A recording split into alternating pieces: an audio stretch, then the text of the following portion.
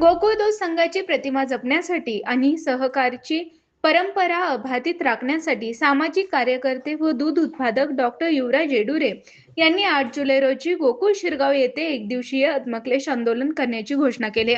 कोल्हापुरात माध्यमांशी बोलताना त्यांनी सांगितलं, गोकुळ संघाच्या चौकामध्ये येत्या बुधवारी 8 तारखेला तमाम कोल्हापूर जिल्ह्याच्या वतीने शेतकरी बांधव, दूध उत्पादक, ग्राहक या सर्वांना एकत्रित करून आत्मकलेश आंदोलन करणार आहोत.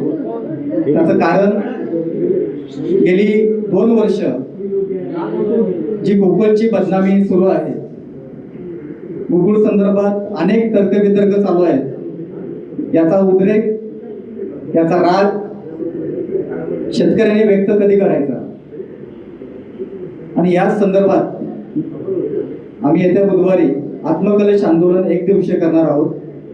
आणि या दिवशी सर्व दूध उत्पादक, ग्राहक यांना काय वाटतं, तुम्ही सर्वांनी संचालकांना काय वाटतं बघितलं, विरोधकांना काय वाटतं बघितलं, प्रशासनाला काय वाटतं हे बघितलं, पण ज्याच्यावरती संघ चालतो, ज्या दूध उत्पादक दूध घालतो त्याला कधी आपण विचारलं नाही आणि त्यालाही बोलण्याची संधी आहे आणि तो त्या ठिकाणी येऊन बोलेल, त्याचा राग व्यक्त करेल आणि त्याच्या मनावरची जी खदगद आहे तो त्या ठिकाणी व्यक्त करेल.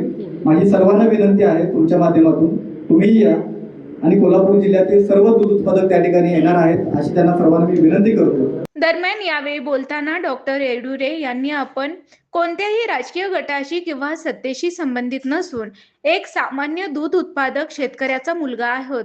लहानपणापासून दूध व्यवसायाच्या माध्यमातून कुटुंबाचा उदरनिर्वाह झाला असून शिक्षण, संसार आणि आयुष्याची वाटचाल गोकुळमुळे शक्य झाली आहे.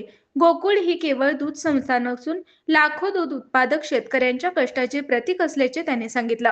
पत्रकार परिषदेला डॉक्टर युवराज येडुरे यांच्यासह दूध उत्पादक उपस्थित होते.